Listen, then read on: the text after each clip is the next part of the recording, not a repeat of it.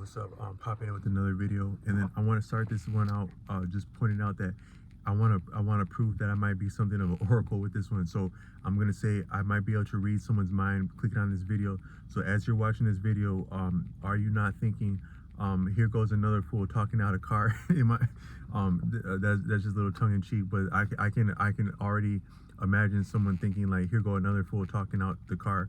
And so but I was actually thinking like actually some of my coolest experiences have actually been like in a car, like hotboxing the car, like drinking beer in a car.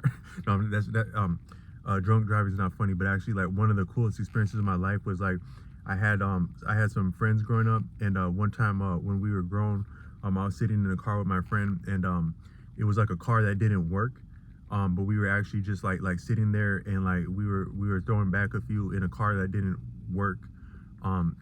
It was like, and we were just like talking like the fellas, and it was one of the coolest experiences, not going anywhere, but and not trying to go anywhere. But sometimes there's something about I think it might be what might be better than making videos like in one specific place, like a really awesome studio or outside or a car, is like, or walking, is like making videos in different places, because about what's going on around you and with you is significant in what you come up with to say. So you might actually have a different quality of insight in a car versus somewhere else. So there's not necessarily anything wrong about making a video in a car, but it's also not exactly unique. But the greatest things are not actually necessarily unique. Is one beautiful day any more unique than another?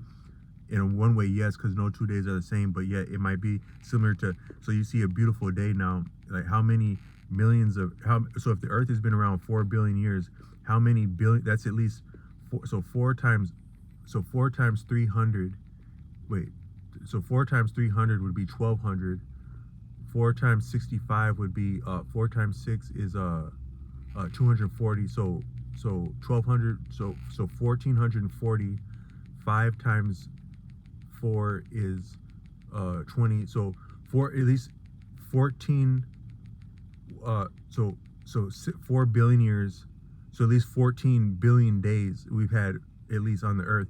And so one of those might not be any more unique than another, but a beautiful day is a beautiful day. So but I'm getting on a tangent with that. But so that might be one way of predicting the future. Another way would be, I was telling a person like how I think I might be able to completely spot on predict the future to the letter. And that would be just to do nothing, because most of things exist in a cycle. So you could say that our universe as it's existing is cycles within cycles within cycles, and there's really no interrupting a cycle, because if you interrupted a cycle, you would interrupt the entire universe. So you can maybe only transmute or transcend like one cycle to another cycle. So you may enter another cycle, but that might be the only way of dispensing with one cycle, is simply to enter another cycle. But you could still say that second cycle is somewhat of a function of the first cycle, so there may be really no way of leaving a cycle. But so you could say that, so how would you know the future? Do nothing and let things go exactly as they are, and things will transpire exactly as a function of a cycle. So you can predict. There you have it. There's an oracle for you. Do nothing, know all things. So that wasn't exactly where I was coming from today, but I had just some different insights that I thought might be valuable that were occurring to me today. So like sometimes, like when you're talking to it, when you're dealing with a person, you might be dealing with a great aspect of this reality that you may not appreciate in a humble terms of a human being. I posted another space. You can imagine now, if you see a person that look like, I don't know, hope God, heaven forbid anyone on here experiences a crime of some kind or victimization, but if you're actually victimized, sometimes you may actually think that you're dealing with a female when you're victimized by someone, because if there's something about for a lot of beings, maybe not just humans, where when you're actually engaging something like there's, I think when you go to attack something, maybe you can't completely separate stalking and attacking. Maybe there's something of stalking in attacking. So even if you had let's say, I'm just this is just for thinking exercise. Say someone's about to approach someone to assault them. Now there's nothing between them and that person but air and opportunity and their bad intention and whatever they have to implement their bad intention. Yet when they approach that person, they're still gonna somehow stalk a little bit, like, and like creep a little bit, even though there's actually really no reason to creep at that point because there's nothing blocking you. But that's just something of our instincts, I think, going back, where sometimes we do things as an instinctual level, even things that might not require the instinct, we still do things as a function of instinct.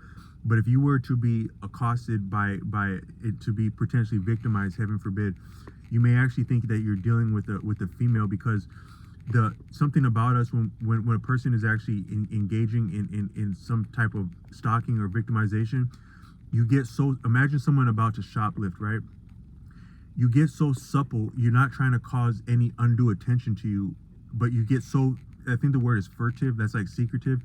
You get so furtive and secretive that you're almost feminine, because you're so subtle and so soft, because you don't want to scare off what you're pursuing. So you actually become so humble, so supple and graceful that it's almost like you would think you're being accosted by a female. So I've been at least accosted twice in such a way, in different circumstances, and I had actually thought it had been a female that was approaching me, but it was actually a male. But that's just an example of how supple things can be. But all I meant to say is that you're approached by someone like that, a dark place at night, and you're approached with someone with a humble but effective weapon. That person, as you experience that person, is going to be more than a human being, more awful than a human being, more awesome than a human being, more terrible than a human being, but they're yet a human being. Or let's say, on the contrary, more favorably, someone has an appropriate medicine for you. That person might be a humble person, maybe like a wizened woman or man, an elderly man, and they actually have something that can benefit you and to relieve you of something that you're suffering. That person is going to seem more than a human, in that being more awesome than what you would normally appreciate an ordinary human being. Or say you're in a military conflict, heaven forbid, and some people are implementing maybe light or even heavy weapons on you. That fire is going to sound like more than a human being. Now, it's still a human being that's employing it on you, and it doesn't take more than the pressure of like a fingertip to trigger whatever reaction is coming upon you as fire.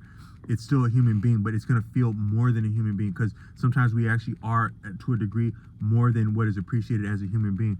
But that just to set up to say that in other cultures they have vocabulary for things that we experience in life. I think maybe each language and culture, they have a different part of the human experience that they're more that they can communicate.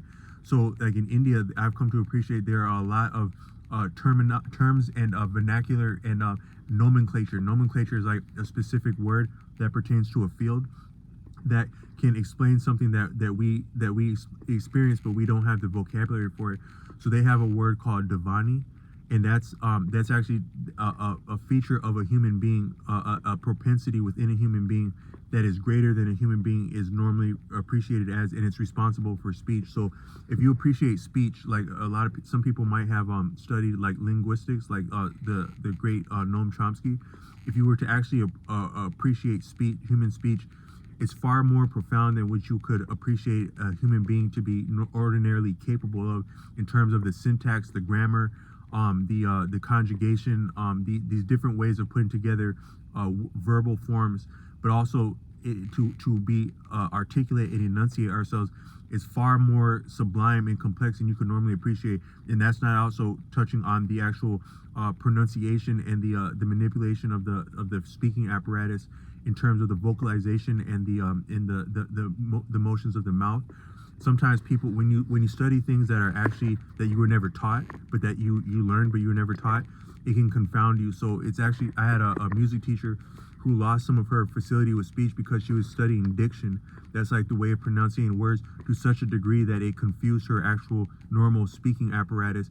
And it can also, people who do things like with certain high levels of like military training, like psychology that's been used to train people. There's things such as I think it's been called MK Ultra. I'm not versed in that, and I don't mean to use that word, but otherwise, but all I meant to say is that in some things of that, they actually can make a person confused as to how to eat and swallow, because there's actually complex subconscious mechanisms that you confuse when you consciously approach certain things.